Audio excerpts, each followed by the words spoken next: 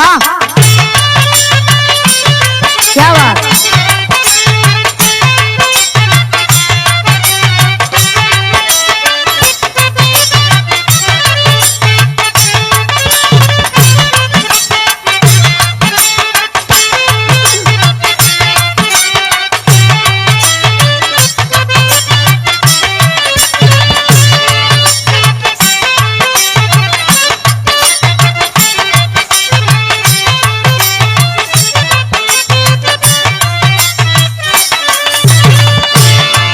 बड़ा ही बढ़िया गीत के संकेत मास्टर दिलन कि दो प्रेमी और प्रेमिका के बीच के बात बा। लड़की के शादी कहीं और होता, लड़का के शादी कहीं और होता बाबू। दुल्हन के रूप में सज धज करके तू लड़की सोच रहल बे कि बारे भगवान तोहार भी लीला गजब बा। कह रहल बे लड़की का कहे, खुश रहनी हम तो खूबे उनका के पाके।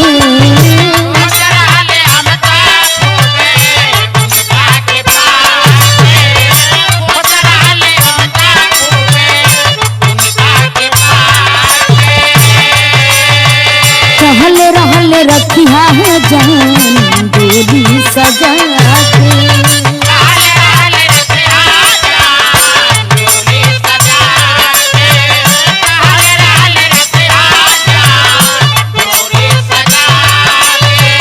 खुश रहनी हम तो खूबे उनका के पाके। कहले रहले रखिया है जान डोली सजा के। आज जवन साजता हूँ अर्थी बुझाता, आज जवन साजता हूँ अर्थी बुझाता। से नूरवा के कर हराम जी और के करा भर जाता। से नूरवा के कर हराम जी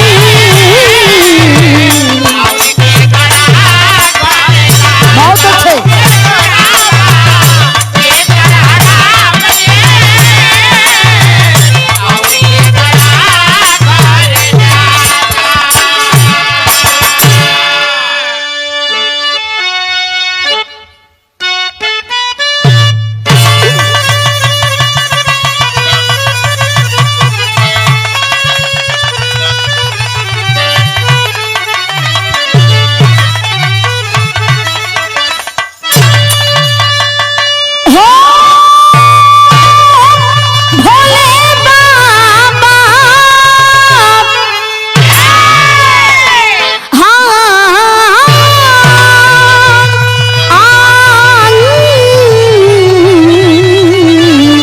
सबरिया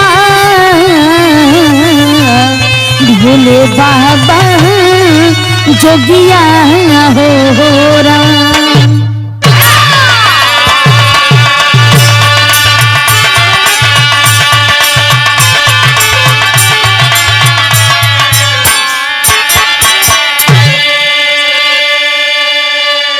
अच्छा बाबूजी, मैं गायिका अंशिका कुशवाहा जखनिया गाजीपुर से और आप लोगों के बीच में आंसू एंटरटेनमेंट के ओर से एक जोरदार बिरहा भेज रहल बानी।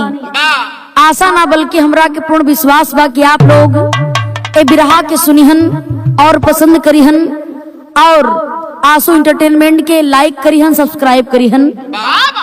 जो जिनका बड़ा विशेष आभार रहता है परम आदरणीय परम सम्मानित राम जन्म यादव जी, जिनका बड़ा ही विशेष आभार रहता है।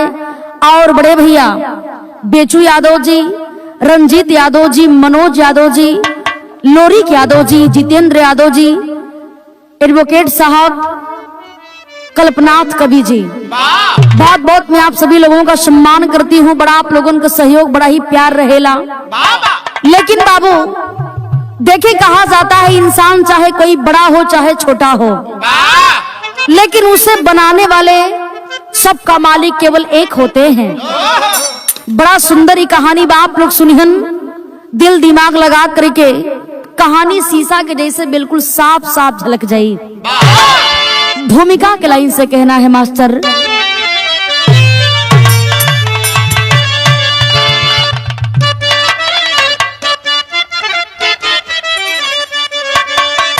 गौर करेंगे।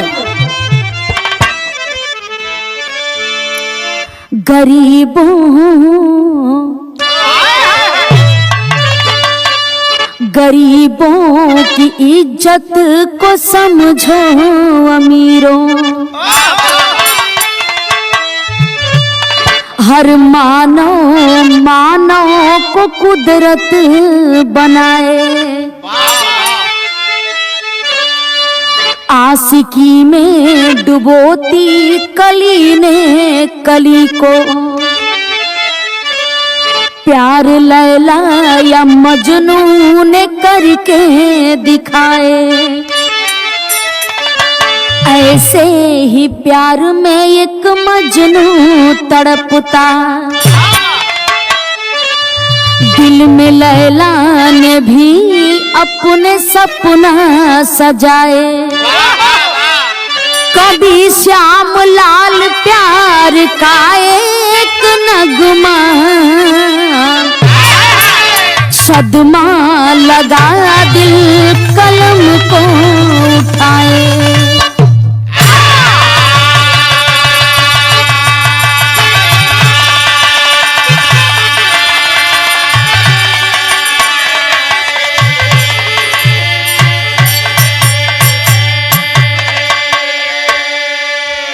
गौर करेंगे बाबू, इंसान चाहे गरीब हो चाहे अमीर हो, प्यार तो प्यार होता है और सबका मालिक केवल एक होता है।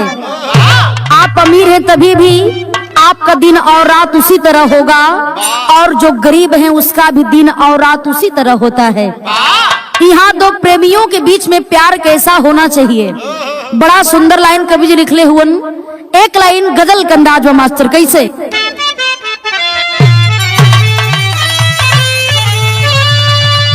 इहो कौन लइका कह रहल बा, का कहे,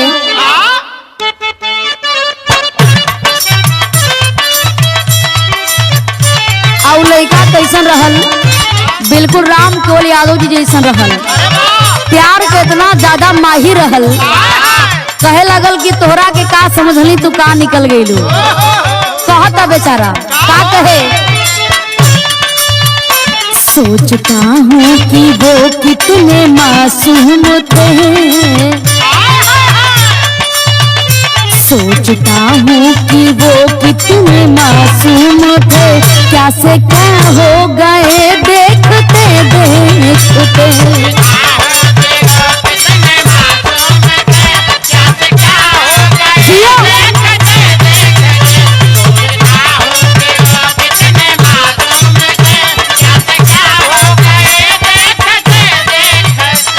लेकिन ये दो प्यार करे वाला के बाद कवि जी लिखले हुए कैसे,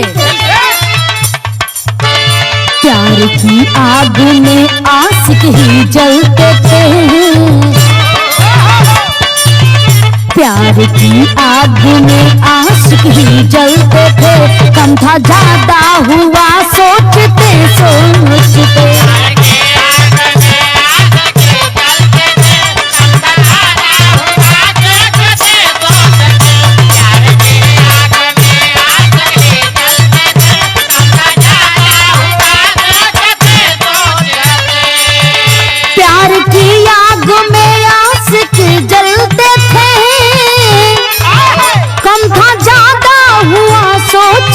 सोचते मैंने दिल से अब दिल को खिलाया कसम, मैंने दिल से अब दिल को खिलाया कसम, कम था ज्यादा हुआ सोचते सोचते,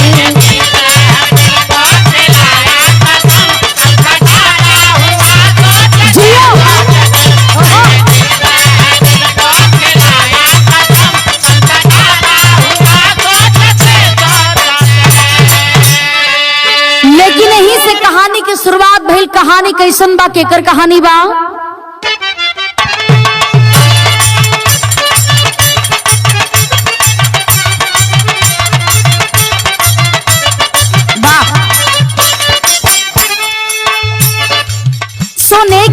चिड़िया भारत दिल्ली राजधानी है।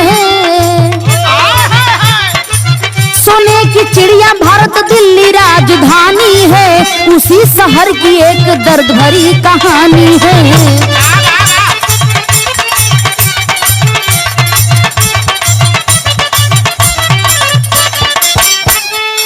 शकील अहमद एक सच्चा मुसलमान रहा, शकील अहमद एक सच्चा मुसलमान रहा, गरीबी चरम सीमा लेकिन दयावान रहा।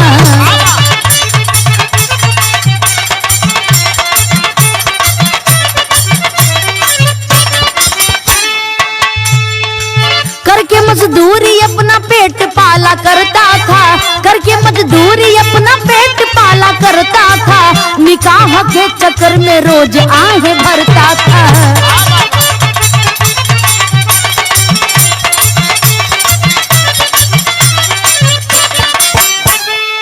शकील अहमद का जोड़े का अब चाह हुआ, शकील अहमद का जोड़े का अब चाह हुआ, उसी दिल्ली में अब शबाना से निकाह हुआ।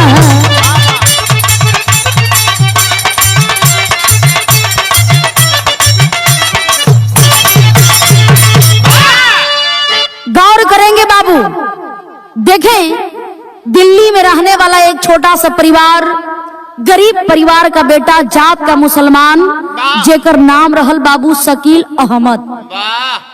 उम्र धीरे धीरे करीब 18-19 साल के हो चुकल बा। केहू तेरे गरीबी में अपने जीवन के बितावत हुवन, शादी नहीं भइल बा।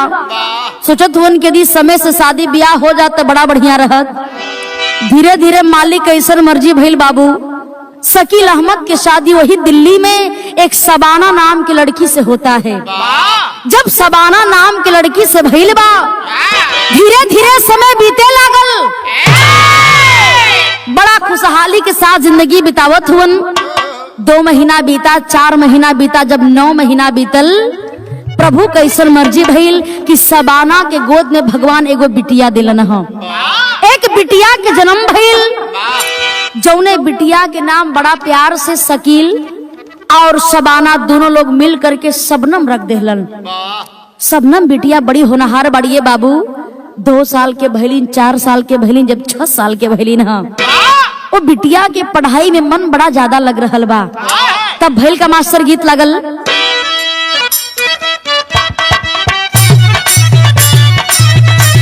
यह गीत के लाइन है कि कोनो दुल्हन अपना सैया जी के बारे में बतावत तारी कि अरे सखी हम का बताई, हमार सैया जितना खूबसूरत मिल गल हुवन, वैसे राम केवल जी का कोनो जोड़ा नहीं हो। जैन करा के पोले बा वो सोचते हुए कि बारे भगवान बड़ा पुण्य कैले के बाद हम तोहरा के पोले बनी। कि नहीं मही बड़ा वो दुल्हन का सैया जी रंग रूट बड़न। दुल्ही बतावत है कि हमरे सैया जी का तो कोनो जवाबे नहीं हो। पॉकेट में पैसा रहे चाहे ना रहे, लेकिन जो सर का बाल बा, बाल का कोनो जवाबे नहीं हो। दुल्हन बतावत या का कहे, उड़ेला फर फर बहे पूरा बहिया हो,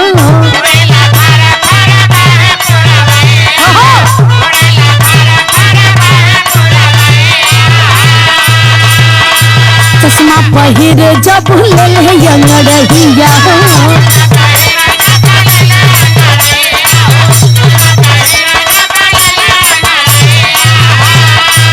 उड़ेला फर फर बहे पूरा बहिया हो, चश्मा पहिर जब ले अंगड़िया हो। दिलवा में गोली दागे है, दिलवा में गोली दागे है, राजा जी के ही पिया, राजा जी के ही पिया, हीरो से है भी लागे है, राजा जी के।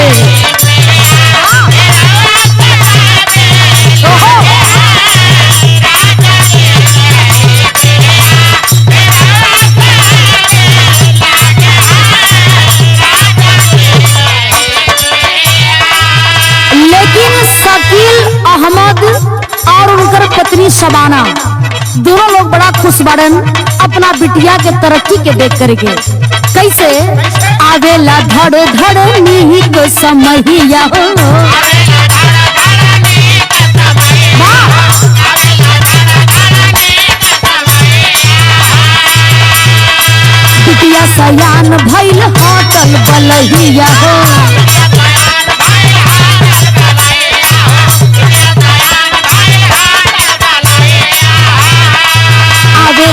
धड़ धड़ नीक समैया हो, बिटिया सयान भइल हटल बलैया हो। सबनम के दिलवा जागे है, सबनम के दिलवा जागे है, बिटिया के महनामा, बिटिया के महनामा पढ़ैये में हरदम लागे है, बिटिया के।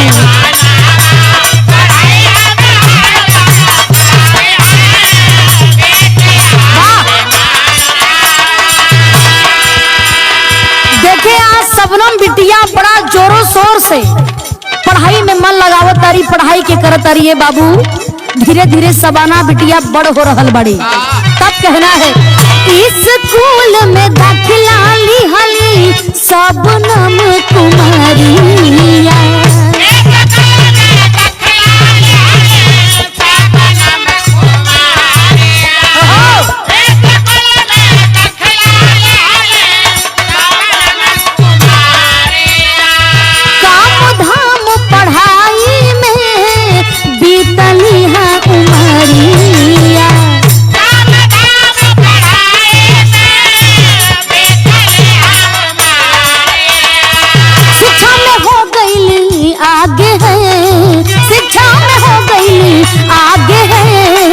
बिटिया के महनामा, बिटिया के महनामा पढ़ैये में हरदम लागे है, बिटिया के।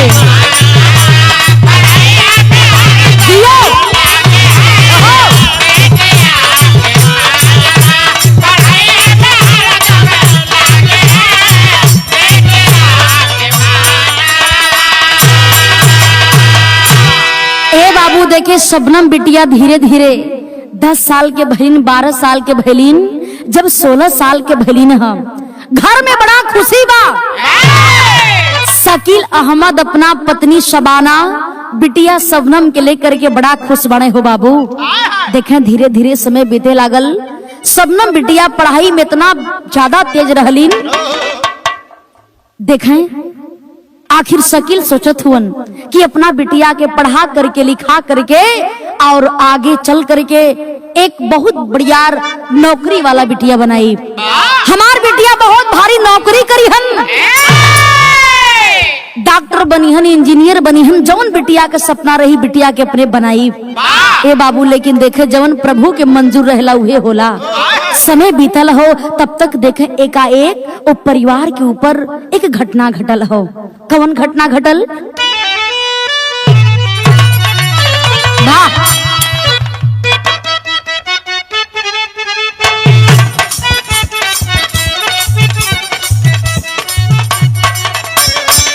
यह गीत लाइन बा। कोनो दुल्हन अपना परदेसी सैया के याद करे, कहतिया गईला जब से बाहर याद आवे बार बार हो, चिड़ैया बन के उड़ गईले।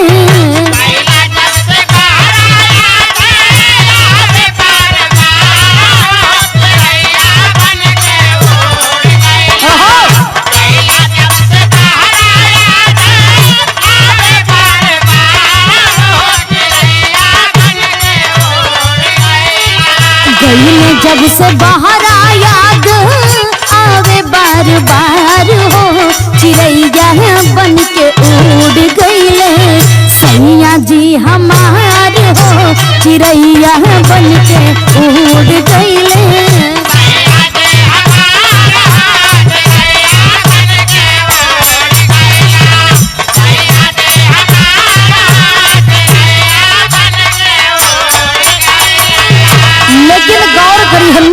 आखिर भइल का परिवार के ऊपर आइल दुखद घटना विपत भइल तैयार हो, कि अचानक में पड़ गईले।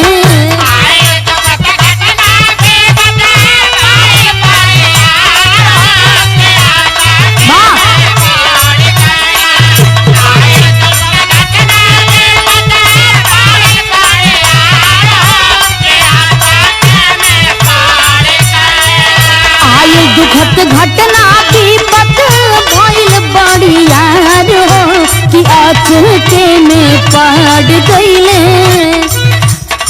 आचके में पड़ गईले अब्बा जी बीमार हो कि आचके में पड़ गईले।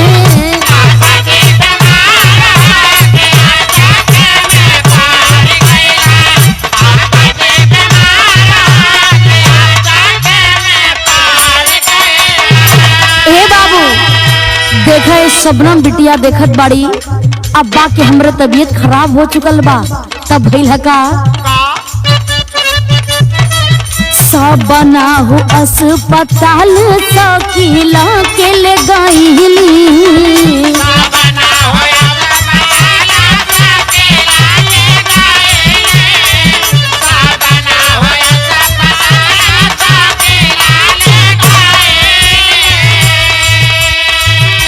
दवा इलाज भइल तबो धोखा खइली।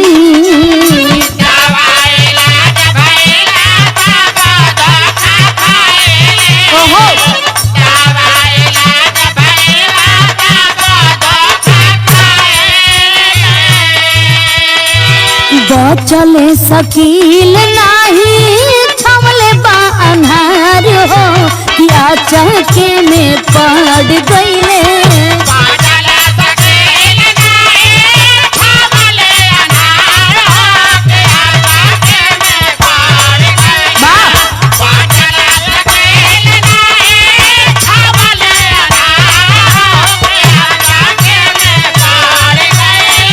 बचले सकील नाही छमले बायनहार हो कि आचके में पड़ गईले अब्बा जी बीमार हो कि आचके में पड़ गईले।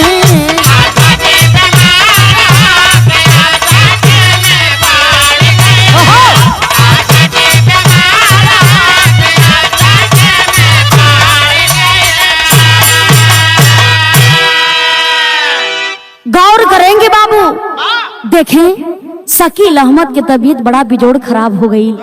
जब खराब भइल बा आज सबाना उस शबनम बिटिया दोनों लोग ले जा करके हॉस्पिटल में शकील अहमद के लोग भर्ती कैलन।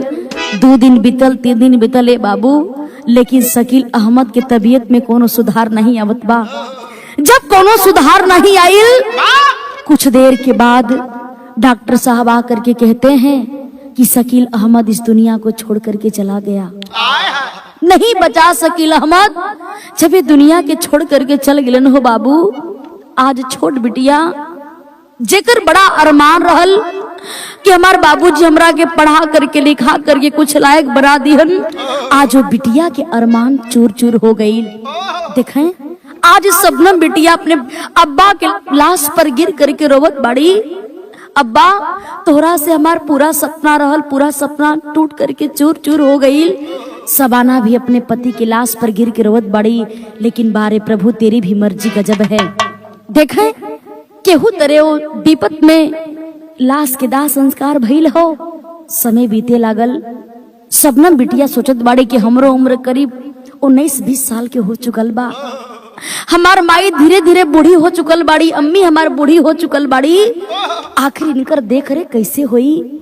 हमार अब्बा तक कमात रहलन तो हमनी के जीविका चल जात रहल, लेकिन हमार अब्बा भी दुनिया के छोड़ के चल गईलन तो हमार परिवार का देख रे के करी। देखें बाबू आखिर उस परिवार के साथ इतना बढ़िया जब घटना घटल, शबनम बिटिया सोच रहल बाड़ी कि हमरा के कुछ करे के पड़ी। शबनम बिटिया कलीन का मास्टर गीत लागल।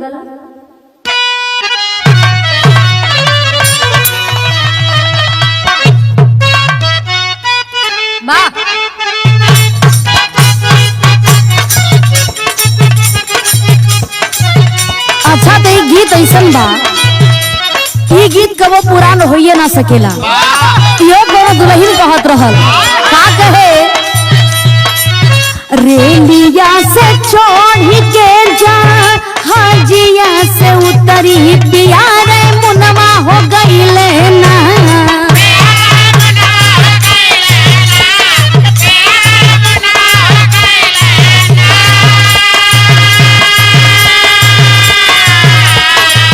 रेलिया से चढ़ के जा हाजिया से उतरी प्यारे मुनवा हो गई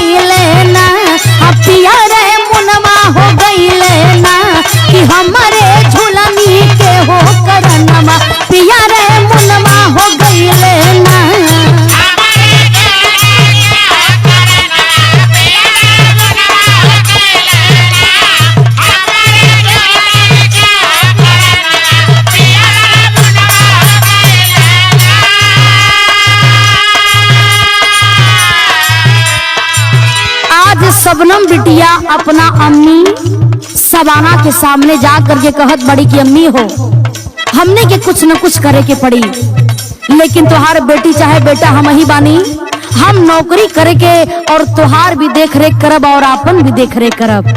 कहीं न का सबाना से कोही के हो शबनम बतिया करे नौकरिया हो गईली ना।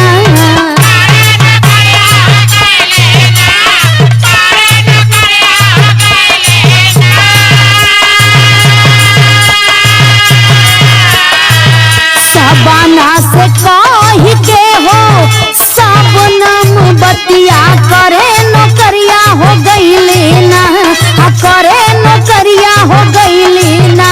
जज साहब के हाँ बकरिया करे नौकरिया हो गईली ना।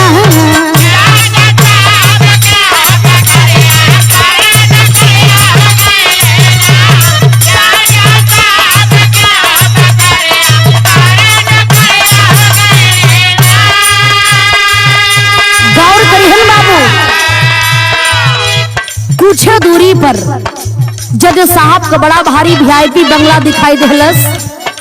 वही जज साहब के बंगला के अंदर जा करके शबनम बिटिया का मांगत बड़ी कि केहू घर में होके तो हमरे बिनती के सुने। भइल है का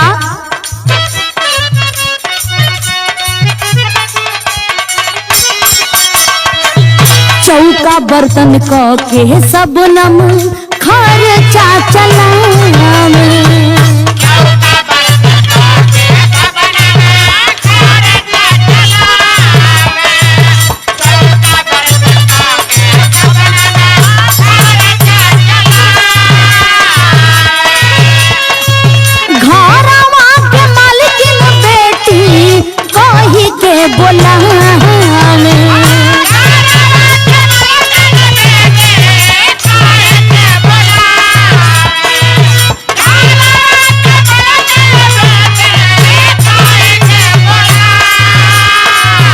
जान मान होके लागल रहे दिन रतिया करे नौकरिया हो गईली ना।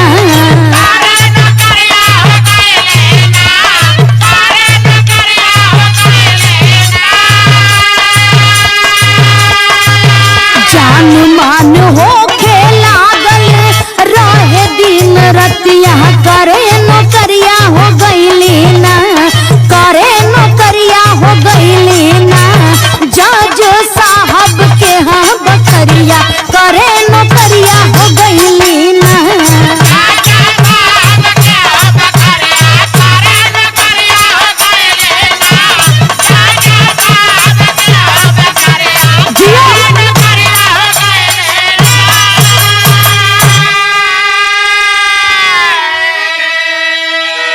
गौर करेंगे बाबू, कुछ ही दूरी पर बड़ा भारी जज साहब का मकान रहल।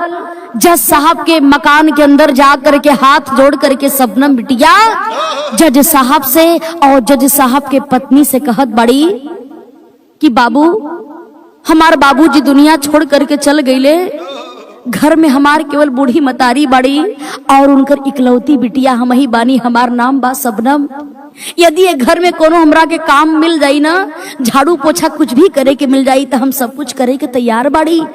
ए बाबू देखें, जज साहब भी जात के मुसलमान थे और उस बिटिया के बात को सुन करके जज साहब की पत्नी कहती हैं कि सैया हमारे बात को ध्यान से सुनिए, गरीब परिवार के बिटिया बा, बढ़िया बा, काम पर रख लिहल जाई, नौकरानी के भी हमने के बहुत ज्यादा जरूरत हो। ए बाबू देखें, जज साहब की पत्नी कहती है कोई बात नहीं, कल से काम पर आ जाना और अपने काम को अच्छे तरीके से करना।